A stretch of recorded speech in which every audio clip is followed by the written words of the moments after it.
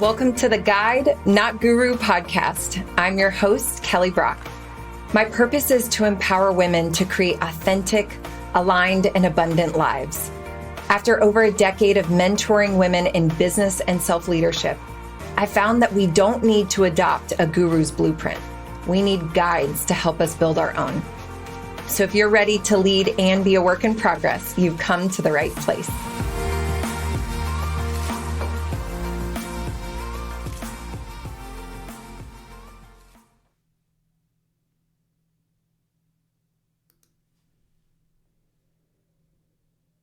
So today I'm going to talk to you about, dang y'all, a tool that I am using in real time consistently. And so if you're a hyper achiever or a people pleaser, or you care about excellence or, showing up really well in the world, this is going to be a tool that I hope that you save somehow. I don't even know if we can save podcasts. Side note, did you guys know I had not listened to podcasts for almost a year and a half before I started this podcast? I took a podcast break. So I don't actually even know. I'm sure we can save them somehow. My point is, I want to tell you what I'm really using right now to help myself and that I've been using to help myself. For those of you who don't know, for the last almost 6 months, I have been in a major mental, physical, emotional health crisis. It started with, there was a lot of symptoms, but adrenal fatigue and hormone issues and extreme exhaustion and anxiety and depression and these things showing up in my life again that it's so funny when this has showed up for me in the past.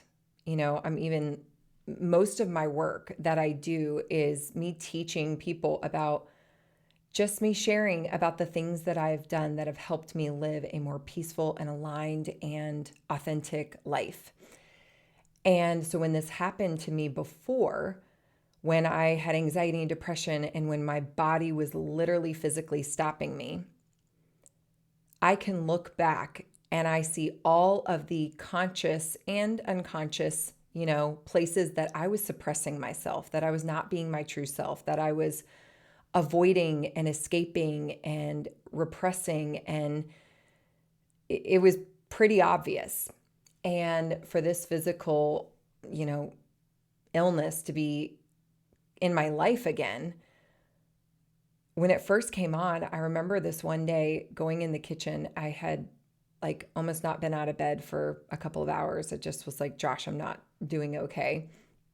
And y'all, I never lay in bed. I never sit still. It's just not my normal nature. And I wasn't feeling good. And I remember finally having enough energy to leave my bed because I was so exhausted in the middle of the afternoon and go to the kitchen. And I just laid across the kitchen counter, leaning in and just started crying. And Josh was like, babe, it's going to be okay. And I was like, Josh, this was so hard last time. I don't want to do it again. It was so hard. It was so dark. It was so low. If you are not someone who has experienced anxiety or depression, consider yourself lucky. I wouldn't wish this on anyone, because you feel like you are out at sea with no shore in sight. And it's just I've been swimming and I've been swimming and I've been swimming and I'm doing all the things everyone's telling me to do and it's not helping. And so as I have been in this season of trying to help myself from a real wellness standpoint lately, a lot has come up for me. A lot of my ego, a lot of my expectations of myself. I mean, you guys, I expect excellence from myself. It's like a gift and a curse. It's I see, if you have ever coached with me, you know that my belief, my ability to see possibilities is unreal. Like I can see potential in future. I have a positive mindset. I, have this ability to believe. And I have this vision of myself, of what the best version of myself is. And I work my best every single day to align to her and to show up as her. It's literally how I really helped myself, become this version of me. And so this illness, this like physical manifestation being in my life again right now was really disheartening because I was just like, first of all, I know how exhausted I was the first time.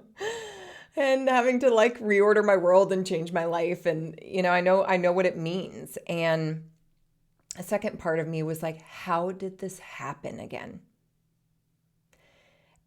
And this internal voice inside of me started almost like berating myself. How did you do this? Where did you get lost again? What's wrong? Where's your fault in here? I started like almost mentally beating myself up, being like, what's wrong with you? Why can't you get it together? Why can't you get the energy to do this? If y'all don't know, I'm also ADHD. I'm a highly sensitive person. I'm an empath. All of these things are also just like hyper, like big in my life right now because I'm having such a hard time thinking and remembering, and my emotions and energy are just at such like pendulum swings. And so this achiever in me, this Enneagram 3 in me is like, what's wrong with you? Why can't you get it together? Why don't you have what it takes? And man, she's so bitchy. She's like awful to me. And so I have really had to use this tool I want to talk about today. And this tool is self-compassion. And it has been my saving grace. Almost a year ago, I invested in a program. Actually, if you guys have heard the story about when I went to Sedona and I met this intuitive woman, and I was like, oh my gosh, how can I learn intuition with you? And she was like, I'm not doing intuition classes right now, but I am doing self-compassion. I was so compelled to work with her. I thought, I just want to experience this. So I did this 8-week self-compassion meditation course. It was every Saturday for 2 hours. And what I learned in that has been a skill set I've been using and teaching the female entrepreneurs, the women that I coach, and using it in my own life for the last year because it has been my saving grace. If you're like me, you have a high perception of what you think you should be. And I think that's a beautiful thing. And I think goals and visions of the future and high expectations and believing for the best is really important. But when we are human beings who are so freaking multidimensional, we never measure up, right? And so what ends up happening, I see this all the time with my clients who, want to learn manifestation or things like that. Their reality is never matching up with the vision. And so they become unsatisfied, dissatisfied. They become discontent. They feel frustrated. They feel lack and scarcity in their lives. And so we get this sense of like, well, I'm not enough because it's not the thing that I want. And that's just not the truth. It's finding love, value, enoughness, abundance right where we are right now. And self-compassion has been that for me. It has helped me find love, enoughness, abundance in myself right now because there are so many things that I want to do. There are so many dreams that I have. There are so many messages I even want to say here on a podcast. There are so many programs I want to create. There are so many things that I want to experience with my family. And I'm finding myself at a place of physical limitation, mental limitation. And what ends up happening often, it's happening with me or has been, and, I know can happen with other people is we don't want to accept that we're humans and that we go through human evolution and that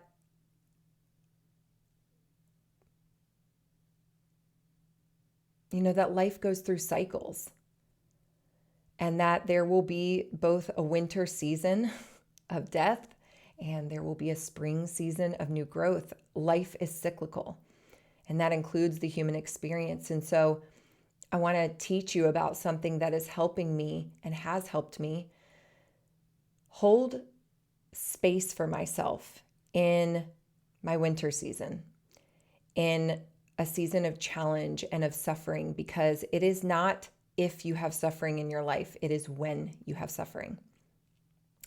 And we are only born and die with one thing, and that is ourselves. Our spouse, our children, our careers, our bodies, our identities, all of that changes and can go away.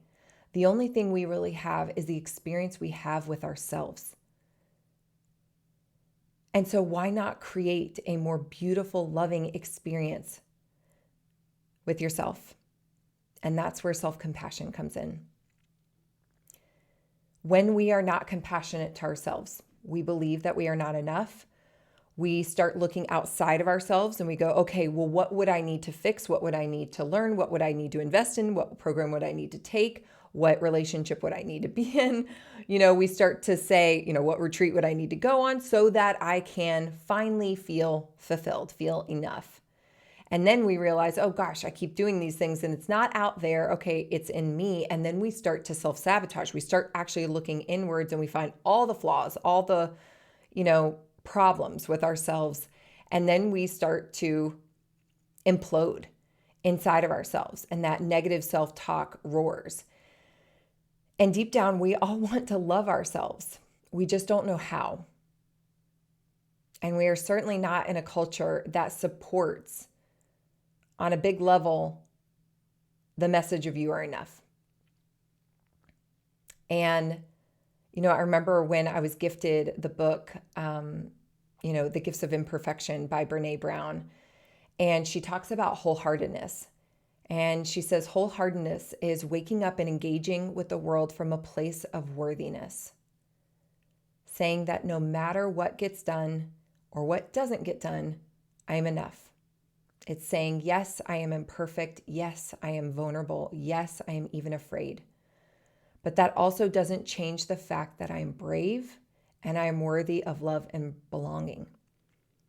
And worthiness does not have prerequisites. But many of us create that list for ourselves of what we have to look like and who we have to be in order to be satisfied or content with ourselves. And all of my current expectations of myself or my former expectations of myself are currently not here. It's interesting. So this has been going on a couple of months and I'm such a big proponent for coaching. Because I believe that coaches are able to ask you powerful questions that help you come to a place of awareness to bring blind spots that you can't see for yourself.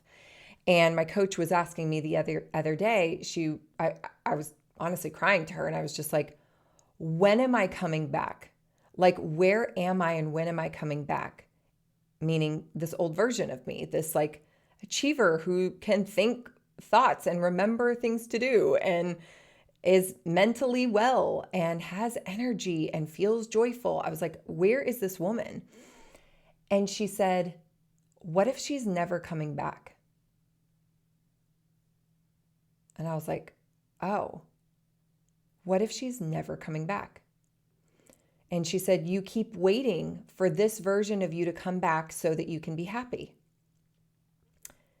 And what if, Kelly, what if this is a life sentence? What if this is who you have to be for the rest of your life? How long are you going to keep prolonging loving yourself, joy, happiness, reordering your business and your world right now? And so, I took most of the winter break to just be with myself and to really sit back and think and to not come into this new year without having the compassionate awareness of how do I support this version of me, not the one that I'm hoping that I become one day, this Kelly, because this Kelly, this version of me deserves to have a business, a life, relationships that support her. And if this is the amount of energy I have in a day, I got to support her. And if this is the amount of love and self-care she needs right now, I have to support her. And if this is the only way that she can move her body right now, I have to support her. You know, a lot of us think that we need self-esteem. And there's a big difference between self-esteem and self-compassion. And there's a reason actually that self-compassion is better than self-esteem, because self-esteem is actually this measure of, it's like a global evaluation of self-worth. Self-esteem is a global evaluation of self-worth, and it's really a judgment that's saying, am I good or bad? Am I good enough or am I not? And I only have self-esteem when I measure up to some sort of measure, you know, of something. I can only feel esteemed in myself if I meet some sort of measure of good or bad. And, you know, especially in America, we've got this. I'm actually kind of curious what it is in other countries, because I know I have so many amazing friends who listen in other countries. I'd like just be curious to hear what different cultures expect from women. But certainly here in the entrepreneurship space and with women, we are expected to feel and be special. We are expected to be above average. Like if you are just average, if you are just content, if you are just happy, if you're just peaceful, it's like, why don't you want more? Why is that? Like, we have to be above average. And so we have these expectations of us that are beyond our human capacity, right? In order to have esteem. And so self-esteem then is contingent. It is required that you be successful in order to feel esteem. I want you to sit with that for a moment. How many times have you not felt confident, had self-esteem because you were not successful at something? I did a whole podcast on, you know, when I went for this $100,000 month in October. And I remember if the measure of success is $100,000 for me and I missed it, that means I can't feel good about myself? That makes no sense. We had a $90,000 month. And so, but because it's $10,000 shy of what I thought I was going to get, I can't have esteem. I can't feel good about myself. So no matter where you go, there are different measures of success. There are different, like, there's new quotas, there's new bars that we have to reach in order to feel good about ourselves. You know, I used to work in the fitness industry, and I was a group exercise instructor and a personal trainer for a while and a CrossFit coach. And, you know, you would see these women who came in, and you would see the ones who their bar for themselves was excellence. And if they couldn't get a certain amount of kipping pull-ups, or if they couldn't get a certain amount, a time on a workout or something, they failed. But then I would see these new women who would come in and they're like, I'm just so freaking proud of myself. I showed up today. I love myself. I honored myself today. Girl, I didn't quit. I didn't walk out. Like, they had this totally different definition of what like worthiness was. They knew that they were worthy. They didn't have a number to meet. It's funny, for like years, Josh and I stopped like putting scores on our CrossFit workouts because we were just like, who the freak cares? Like, we came for ourselves. And so self-esteem says that there has to be a bar, and that you are measured by, are you above or below it? So self-compassion. And for my mamas out there, please get this. Because one of the greatest gifts that you could give, if you really love your children, like I know that you do, and you want them to have a beautiful life experience and you want them to have less suffering, teach them self-compassion. Because there is so much going on in the world today, especially with the online space, that our children are getting measured up online faster than we even were, as children. And we have to teach them by being the example of what loving ourselves looks like. And self-compassion is the way to self-love. This is not about bubble baths, and this is not about massages and skincare. This is about self-compassion. It is the greatest tool for self-love and worthiness. So I want to talk to you about what self-compassion means. So self-compassion is saying that I am going to relate to myself kindly. Self-compassion is about relating to ourselves kindly, embracing ourselves, flaws and alls. It is not judging ourselves positive or negatively. And so in order to have self-compassion, we have to first have self-acceptance. And self-acceptance is defined as taking an individual and saying all the attributes, everything that's here gets to be here, the positive, the negative, the challenging, and the beautiful, it all gets to exist. And it's embracing all parts of ourselves. And self-compassion is also about being warm and understanding to ourselves when we feel inadequate and insecure, and when we are in emotional or physical pain. Self-compassion is about recognizing that we are imperfect and experiencing the fact that life will have inevitable suffering and challenges, and to be gentle with ourselves during them.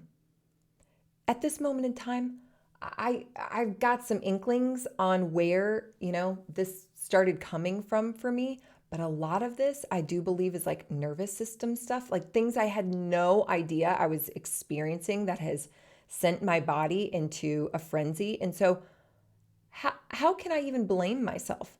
That's the thing that happens when we end up, struggling with being with ourselves, because I want to actually talk to you real quick about the physiology of not having compassion and having self-criticism. In your body, when we criticize ourselves, our self-concept is threatened. And so we attack the problem. Well, all of a sudden we feel insecure, our identity and ourself feels threatened, and so we attack. And unfortunately, we attack the attacker, and we are the attacker. And so what ends up happening is we end up attacking ourselves, the thing that is making us feel insecure. And so we turn on ourselves. And what happens is the body starts to release cortisol, and we end up going into fight, flight, or freeze. And when we do this over time, it creates chronic stress and anxiety and depression and gut issues and hormone, like all the things, when we have this negative toxin that is coming out into our bodies, and it causes us to behave differently and to react. And what happens with self-compassion is we actually have this whole other body response. This other physiological response happens when we give ourselves self-compassion. And there's this thing called the mammalian, like mammals, mammalian care system.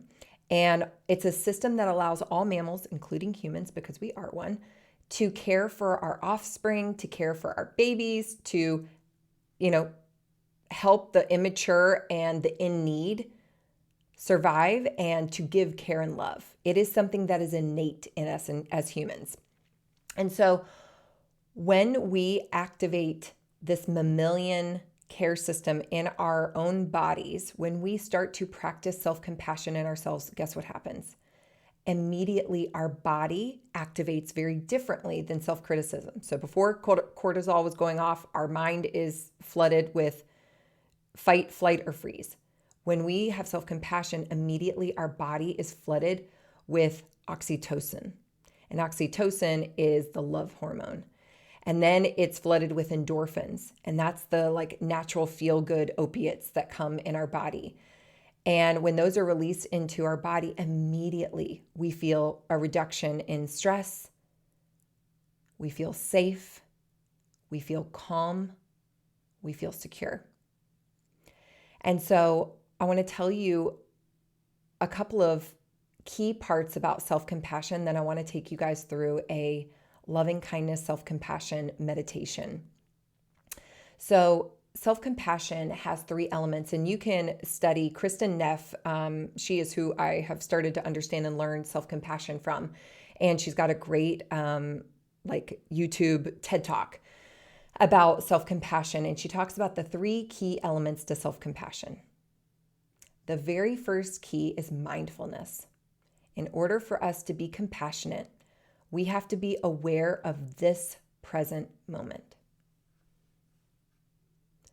We have to allow all the thoughts, all the emotions, all the sensations to enter into our awareness without avoiding it or resisting it. So we have to face the truth of our experiences even when they are uncomfortable or unpleasant. For me, this is almost like naming what's here.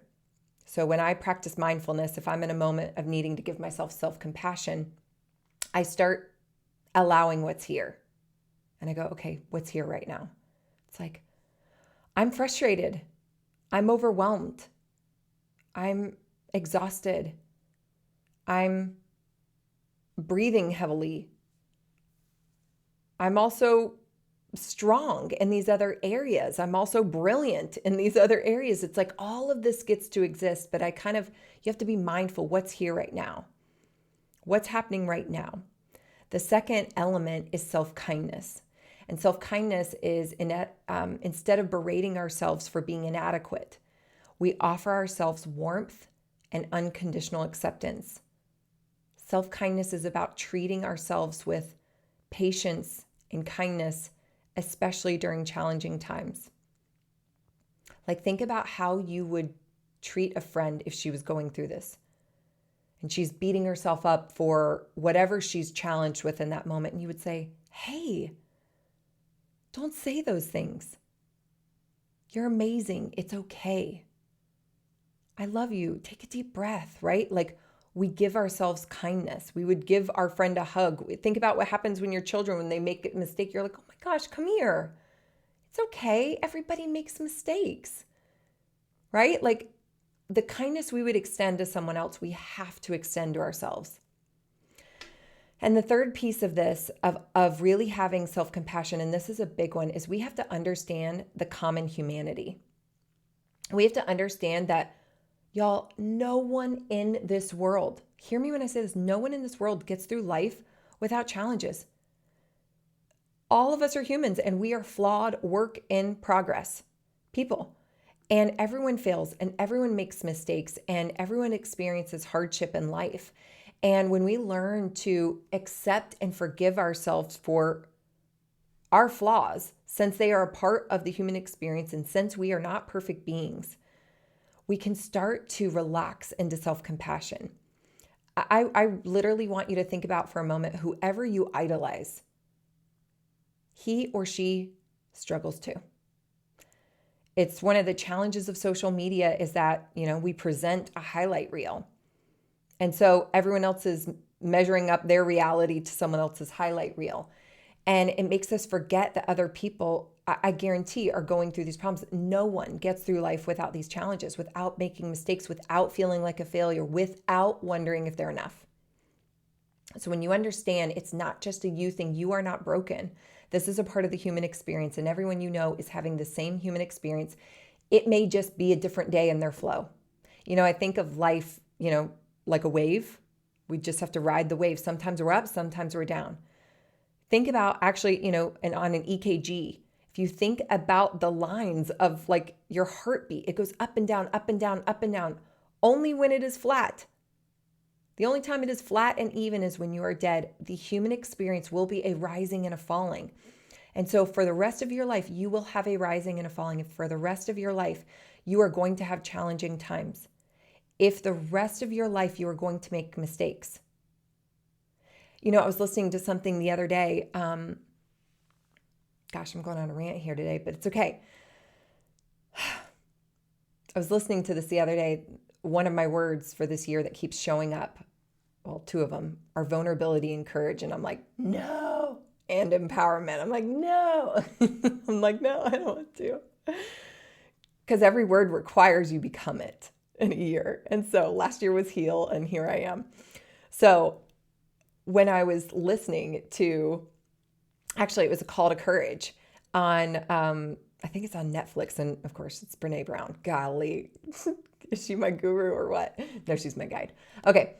Anyway, she talked about courage, and she was saying what people don't understand when they go towards courage is, people know that in order to be a courageous leader, that they have to risk failure. And she's like, they're getting it wrong. It is not, will you be a courageous leader and risk failing? It is, will you be a courageous leader and fail? It is guaranteed. Like there's no way to create a system where you get to avoid the hard times, the failures, especially if you're being bold and brave with your life.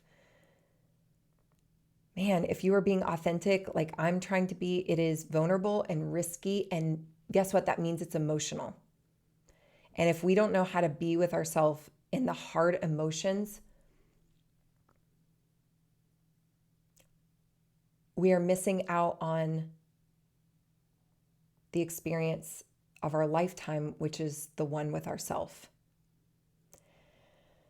When I think back to the times that, when I first started healing from anxiety and depression, years ago, I remember being like, Josh would be like, how can I help you? Like, what do you need? And all I would ask for was a hug.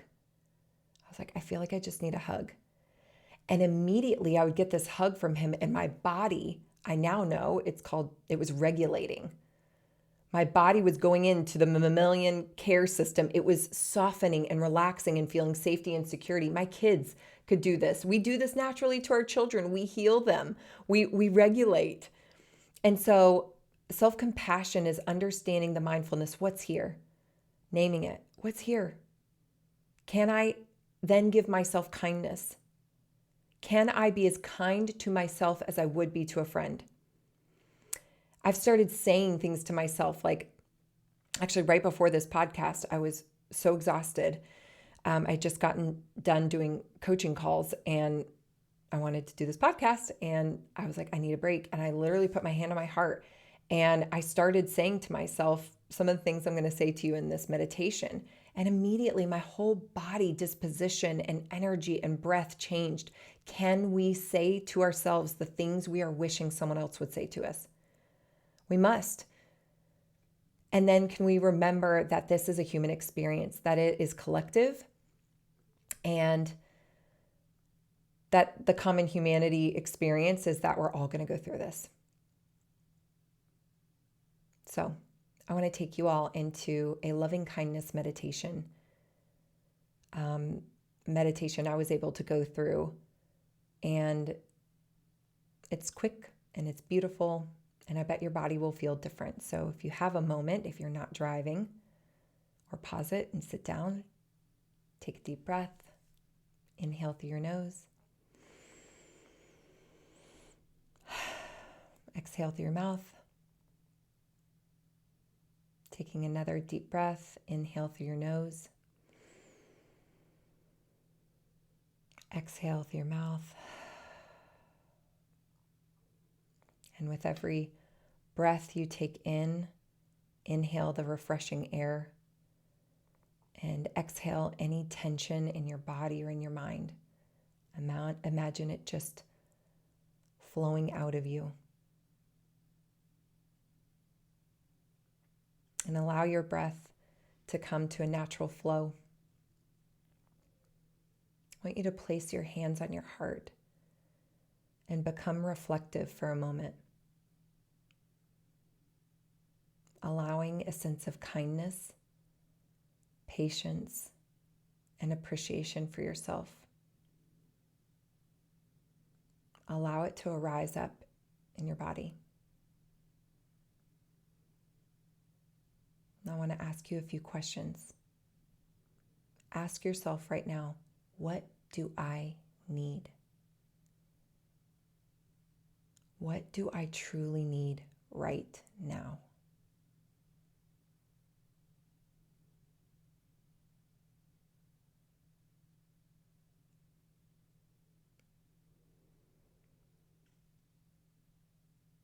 I want you to recognize this need.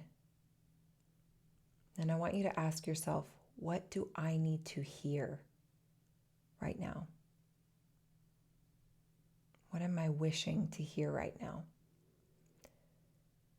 And then I want you to say your name and the words that you are yearning to hear right now. So for example, Mine might look like, Kelly, you're enough. Kelly, I believe in you. Kelly, I love you. So take a moment saying your name and saying to yourself the words you're wanting to hear.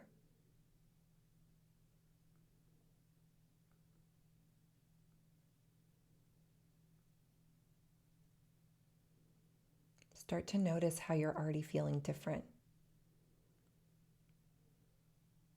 Notice any sensations in your body. What's already shifted for you?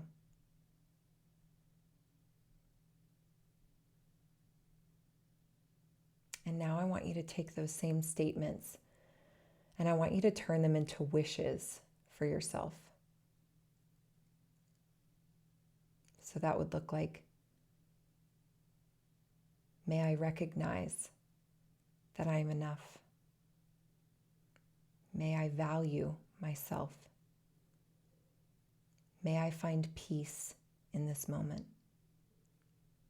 Say the statements you need to hear as wishes to yourself.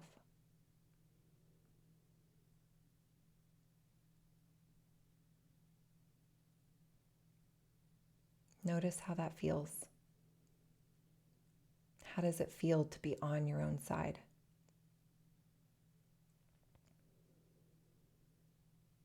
Taking your hands, I actually want you to put your hands around you, like you're giving yourself a hug, and I want you to start to rub your arms. Feel into those statements again. Rubbing yourself on your arms. Sending tender, compassionate love to yourself.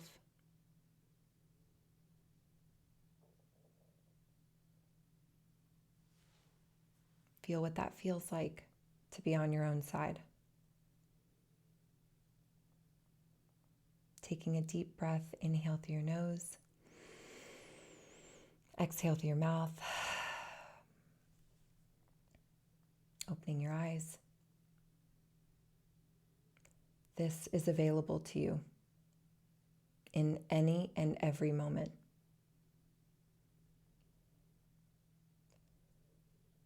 From the standpoint of the achiever, some of the highest achievers are not the ones who know how to do the most. They're the ones who know how to recover the quickest. They're the ones who know how to care for themselves.